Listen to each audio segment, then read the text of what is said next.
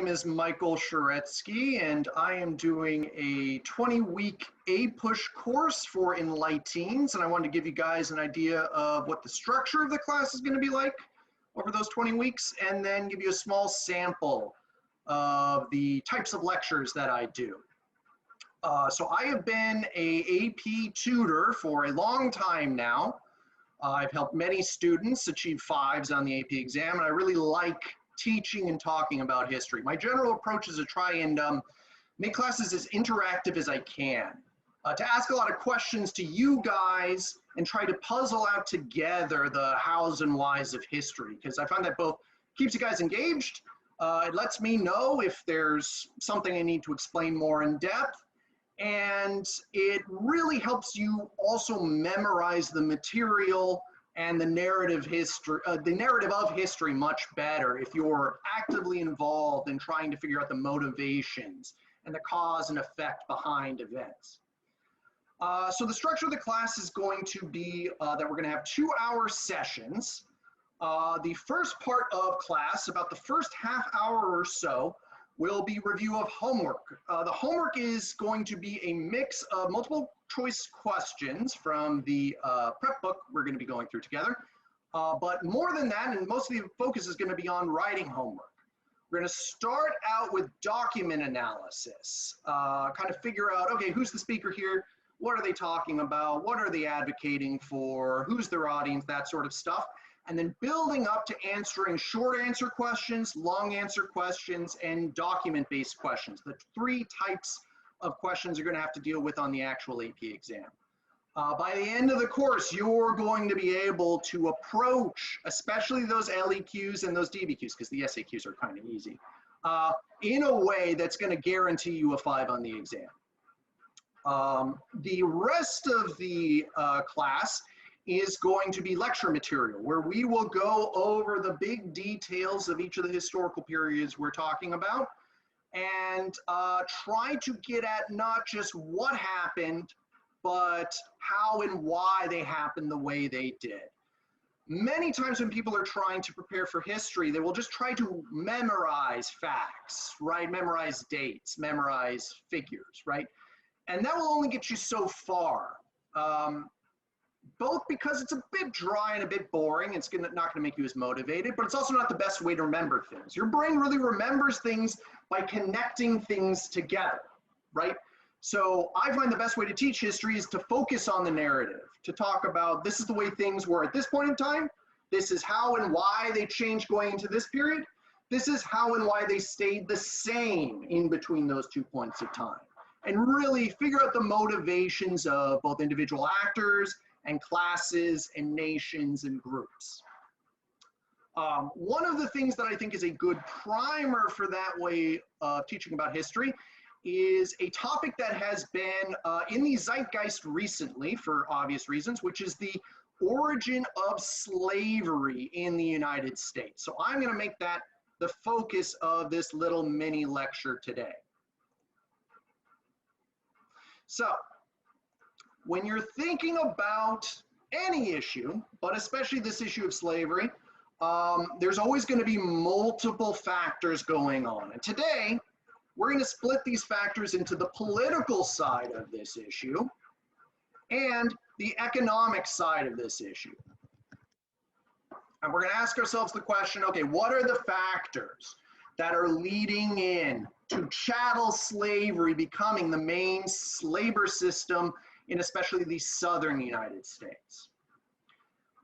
So this is an issue which has a little bit of controversy behind it. The 1619 Project, if you guys have heard of that before, it's a historical project that the New York Times has written a lot of features about.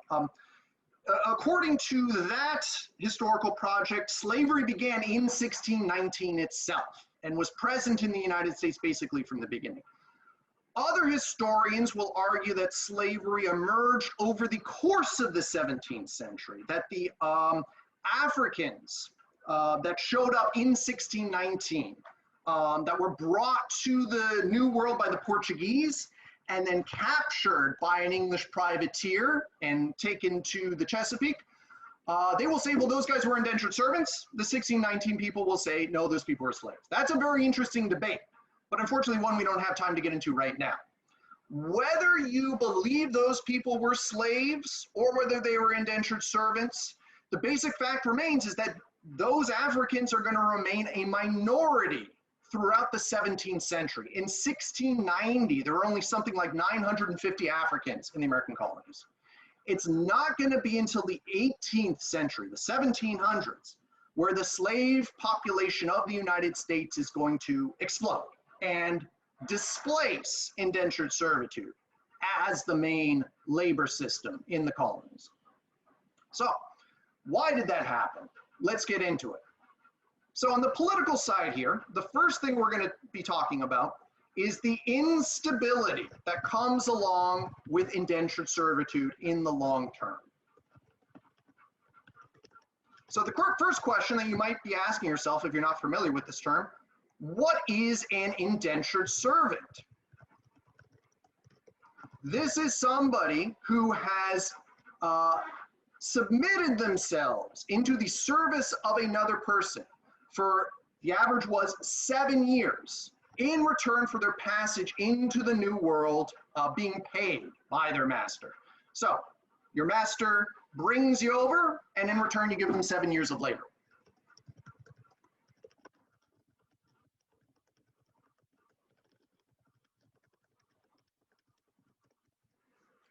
The reason why a master would bring you over is not only because most of these masters are from the noble gentry, and a gentleman is a gentleman because he doesn't work with his hands. The other reason is because of something called the head right system. The head right system provided a parcel of land for all new arrivals to the colony. But the important caveat here is that indentured servants handed that land over to their master. So by sponsoring an indentured servant crossing over into the new world, you're not only getting yourself 7 years of labor, you are also getting yourself another apportionment of land. And when you think about how these two factors combine together, you're going to see that long-term land is going to be concentrated into the hands of a small elite. Because those people who could afford to bring over indentured servants would then get more land, which they could derive more profits from, which they could use to bring over more indentured servants and get more land, right? Whereas if you were an indentured servant, you were not guaranteed land at the end of your service, right? And as the death rate comes down, initially, something like half of all indentured servants, and maybe more during some periods, died during their 7-year terms and never got freedom. But eventually, as that death rate comes down, you're going to end up with a big population of landless, angry people. And this is going to explode in something called Bacon's Rebellion, which occurs in 1676. Now, we don't have time to get into the nitty-gritty of Bacon's Rebellion right now, but basically what happened in this rebellion is that indentured servants across the Virginia colony rose up and took over Jamestown, the capital of Virginia at the time. And this is, as you can probably imagine, going to freak out that landed elite in the colonies and make them realize we need to shift over to another labor system, right? Now, just because you have the desire to do that does not necessarily mean it's going to happen. This is where the economic side of this emergence of slavery comes into being. So with all economic questions, you've got to think both about supply and demand, the production of goods and the purchasing of those goods by consumers. You need both things. If you only have the desire to buy something, but nobody is selling it, then you're pretty much out of luck.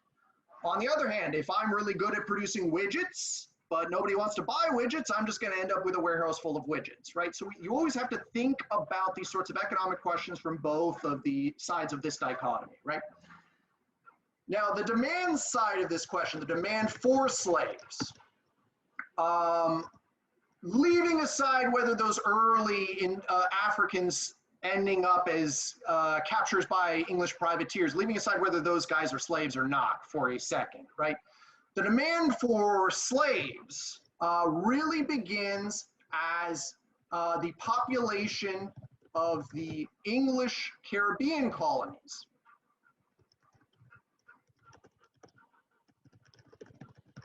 expands, and they start to move to the Carolinas, which will eventually become both North and South Carolina in the modern United States. These guys brought experience with the slave system to the Americas for the first time. In the Caribbean, slavery had been around for a very long time. The Spanish and the Portuguese had started to import slaves into the Caribbean all the way back in the 16th century, right? And English colonists in the Caribbean very quickly adopted this slave system in order to grow massive quantities of sugar, which turned a big profit back in this period of economic history. And so as these former Caribbeans ended up in the Carolinas, they brought slaves with them, and they brought the legal apparatus of slavery with them as well. And we can see evidence of this. The Carolinas are created as a province in 1663.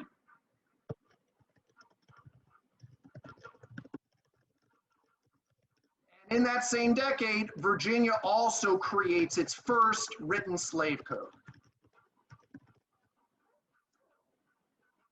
So, with this demand for slaves, there is now a market in the Americas. But just because there's a market does not necessarily mean that market is being satisfied. To understand that issue, we've got to look at the supply side. So one of the reasons why the only Africans being brought early on in the colonies, like those Africans who showed up in 1619, were being brought on English privateers is because initially the Portuguese had a total monopoly on slaves in the early 17th century.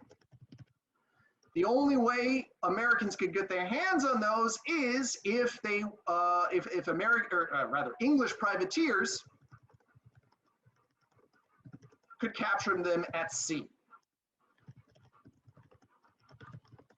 But English merchants did not have the opportunity to go to Africa and buy them. At least initially, that started to change. When the Stuart dynasty came back into power, now we will talk about that issue eventually in our course and how the Stuarts had a big effect on the development of English political history.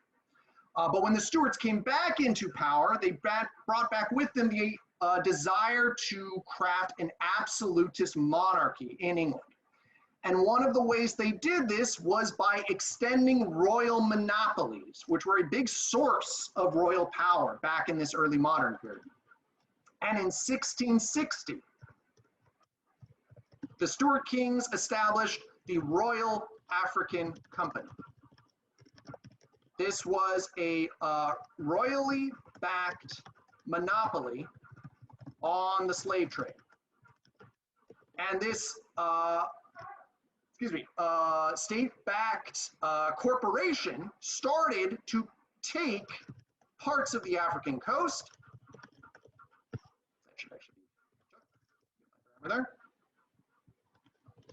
And they set up trade hubs to purchase slaves captured usually from the interior of Africa, and then they would bring those into the New World, largely to the Caribbean, but increasingly into the North American colonies as well. The thing is about royal monopolies, though, is that they are not super rational economically. Adam Smith wrote a lot about this in his arguments for free trade and laissez-faire, right? The Royal African Company attempted to control the price of slaves. In this case, attempted to keep them high, right? Now, today we would look at that and say that's economically rational. If you keep the price high, you're going to keep the volume of trade down. So even though you're making more money per unit of slave, you're actually reducing your profits because you could be selling a lot more slaves if you brought the price down.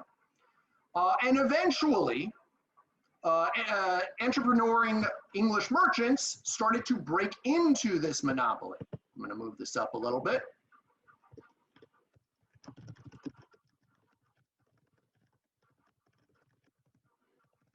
And so they would go in and they would smuggle, essentially. They would show up without permission and start to do business at those trade ports and start to sell them for below the price the Royal African Company wanted to charge.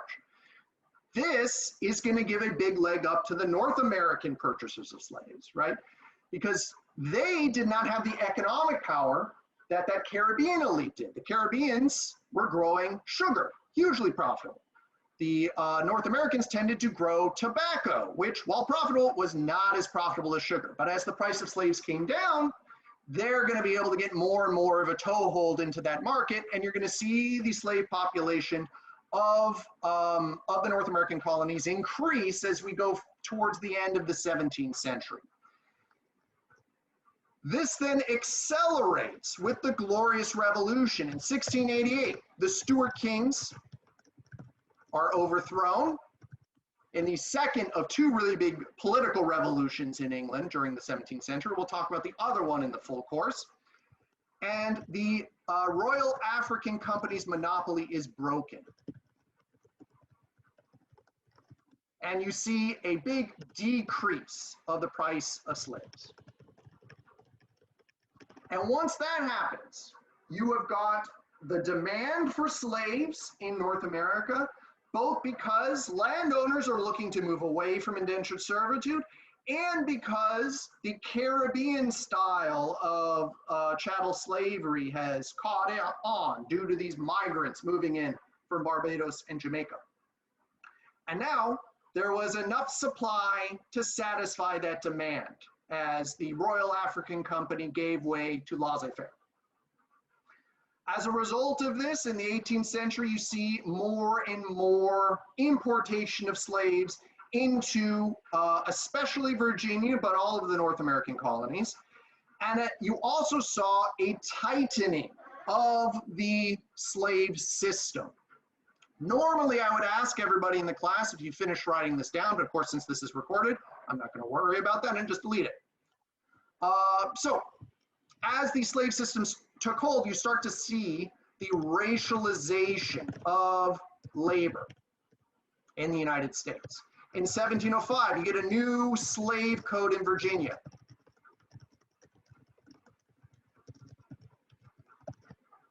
And this slave code did a couple of notable things that I want to talk about that really demonstrate what I'm talking about racialization. First of all, it controlled the activity of slaves much more closely. You couldn't leave the plantation without permission. If you were caught outside the bounds of the plantation, especially if you were caught with other slaves, you would be punished. In addition, it provided policing power in the form of slave patrols. Slave patrols were made up of groups of poor whites, the descendants of those indentured servants that used to make so much trouble for that landowning elite in Virginia, right? So this system not only allowed you to more carefully control slaves so they didn't run away or rebel, but it also provided an outlet for these poor whites, right? And help reduce their unhappiness with their lot in life. The other thing that these slave code did is it started to impose segregation for the first time. I mentioned how a slave would be punished if they were caught meeting with other slaves. If they were caught meeting with whites, not only would the slaves be punished, but so would the white citizens of the colony. One of the goals here is to drive a wedge in between the white and the black populations of the colonies, right? If you jump back for a second, back to the 17th century, prior to the movement towards slavery, if we jump back to, let's say, the 1640s, 1650s, right?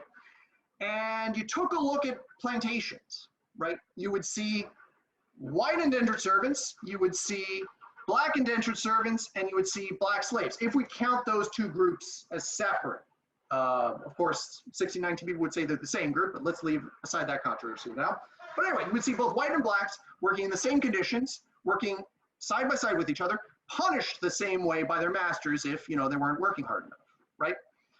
That is why when that Bacon's Rebellion broke out, you saw both whites and Africans banding together to take over Jamestown, right?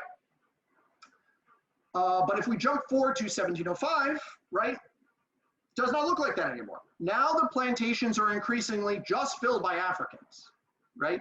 And increasingly whites, instead of working side by side with them, are working as overseers, right? Whipping the slaves if they're not working hard enough, right? They're working as slave patrolmen, looking for and trying to catch those slaves, right? So you go from a situation where you can get solidarity between these groups to a situation where it's antagonistic, where the main source of punishment for an African slave is coming from a poor white, right? And this system of segregating the races is very successful in the South, right?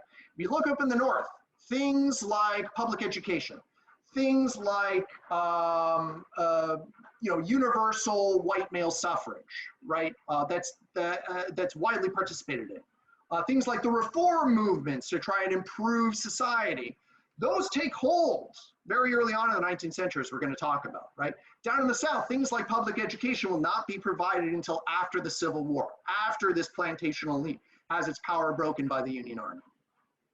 So this is an interesting topic, not just because of the ramifications it has for us today, right? And we can see that with all of the protests going on in the United States in the moment, right?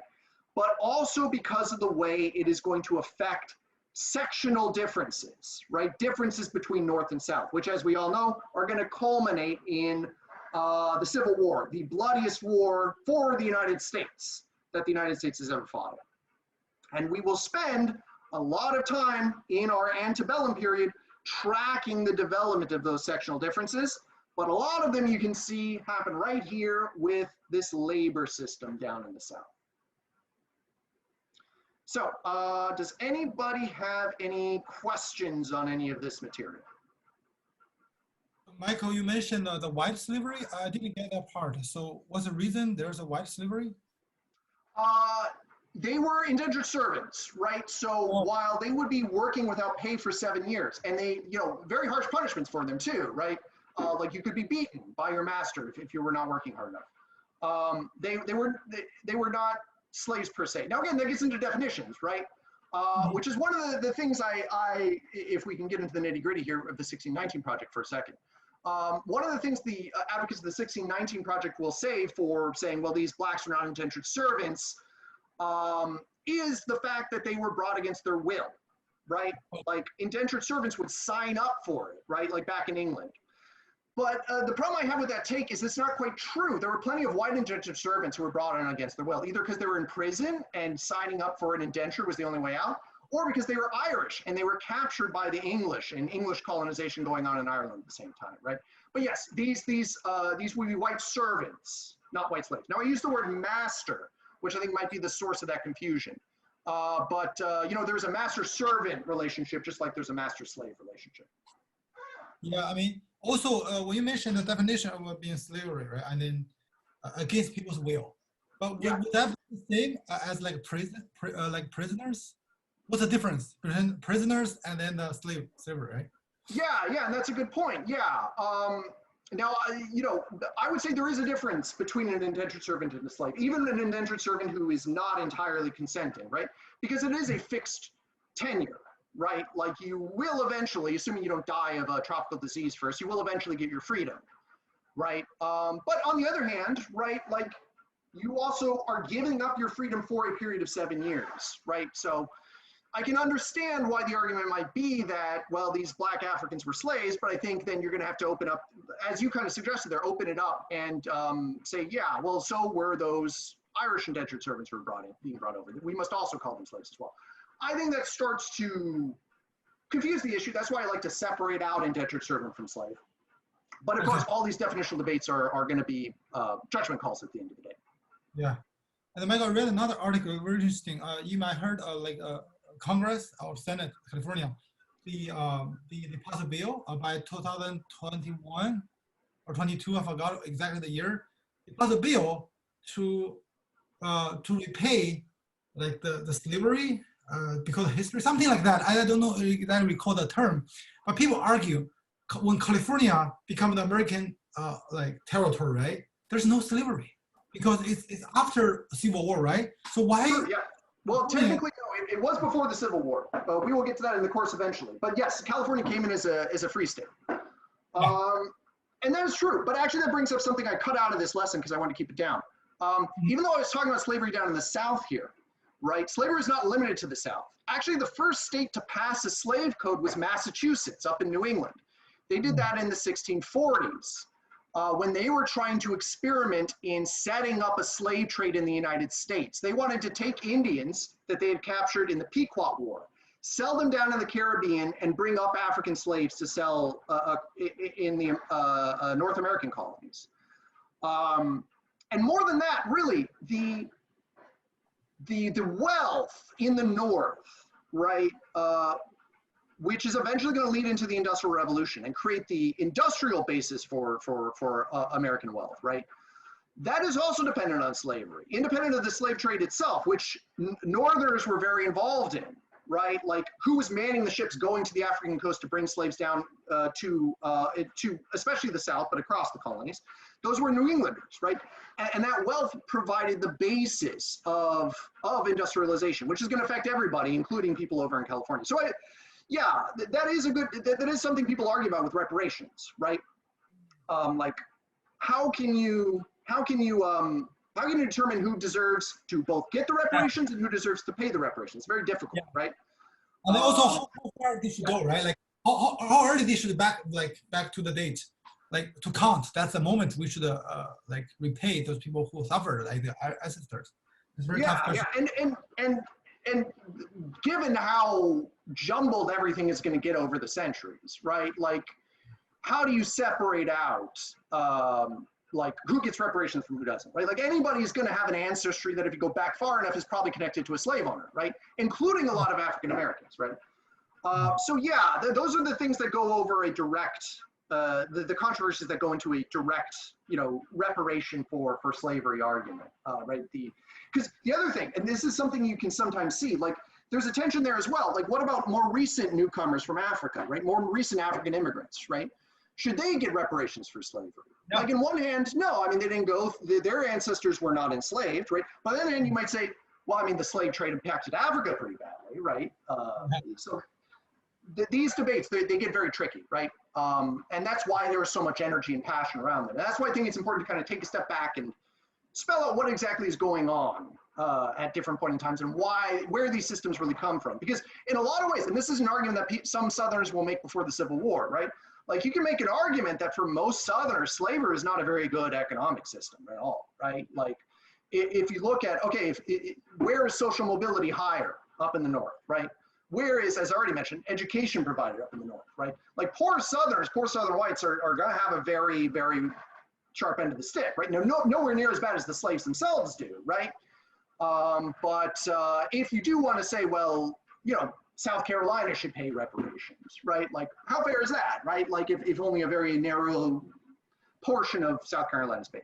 In my opinion, if we want to get into it, it's always dangerous giving your own opinion in discussions like this, but I think like direct cash payments are probably not the way to go, probably not the most efficient way to do things, and more of a recognition of these deep-seated inequalities in American life and trying to address them through all kinds of different, social programs, jobs programs, stuff like that. Probably the way to go. Probably also more politically effective if we want to think about that. Probably going to be able to get a lot more people to sign on and stuff like that. And actually, to go back to Martin Luther King, he wrote about reparations, and that was his point. He said, yes, we should have reparations, but it should come in the forms of things that are coming out of the Great Society, right? Things like jobs programs and all that kind of stuff. And in his Poor People's Campaign, the last of his campaigns before he was killed, he was trying to organize both white and black workers. There was a sanitation strike in Memphis that he was speaking to the day he was shot. So, yeah, end of the day, like everything about race in the United States, very fraught, right, on both sides. But hopefully, material Well, like this can help clarify things a little. I think one argument a lot of people aside from Dr. King is like he mentioned like if in like a job setting or like a code mission setting, right? You can like he kind of mentioned you shouldn't ask rates, right? You shouldn't let people know beneficiary know there's a risk involved. Let them to just go with their own standard, right? No matter education or like job performance. But now it become a debate because they say, oh, if you don't give the preference to a certain ethnic group, they will never be stood up, right? But still, like it's hard. I know it's hard. Political correct, it's easy to do, but very tough. Yeah. And Yeah, also another question, like you mentioned, like there's north and south, right? There's a big gap between their economic developments. But how that happening? Like I didn't know, right? I didn't read a lot of history we learned from in China, but it's different story. So what's the main reason you believe separate the north and south? so yeah, I would say, yeah, this labor system is a big part of it. Geography plays a big role too. The mid-Atlantic colonies, New York and Pennsylvania, you could grow stuff there, right? Like the soil's pretty good. Mostly for growing grain though, right? Not really cash crops. And if you get into New England, not even really good at growing grain at all, right? Another thing is who's making up these populations. Like if you're talking about the South, the South was colonized by joint stock companies, right? It was colonized by like the Virginia Company. It was people looking for a profit, right? Whereas if you look up at New England, you're talking about the Puritans, right? The Puritans were religious, they didn't want religious freedom. That's often the mistaken idea that's sometimes given to people by history. I'm gonna turn my light on here real quick. There we go. They were looking for religious refuge. They wanted a place where they could practice their version of Christianity, right? And unlike the people coming over to the Virginia colonies, who were young, who were unmarried, right? Who were either very, very poor or already kind of rich, right? Like whether you're talking about the indentured servants coming over or the landed elite, right? Up in New England, you're talking about whole families moving over, right? Both young people and old people. You're talking about much more social cohesion, right? And that's going to affect the way they develop as well, right? So we will get into that. That's actually a big focus of what we're going to talk about when we talk about colonial development, is the differences in those populations and the long-term effects of them. But I would say this stuff about the slave system and the racial apartheid in the South, I would say that's the biggest reason for the differences. Because even in places which, had slavery a bit more commonly, those mid-Atlantic states, Pennsylvania and New York, you saw the same sorts of, concentration of power and all that kind of stuff you see in the Southern colonies, not to the same degree, because again, they're not producing cash crops, but, they move more in the direction of the Northeast to the point where at the eve of the Civil War, the whole thing is the North, not just New England, not just the mid-Atlantic colonies, but also going out into the West, right? Today we would call the Midwest, right? And yes, I think this system of labor and the way that the underclass was divided plays a big role in those different developments and how those two regions changed over time.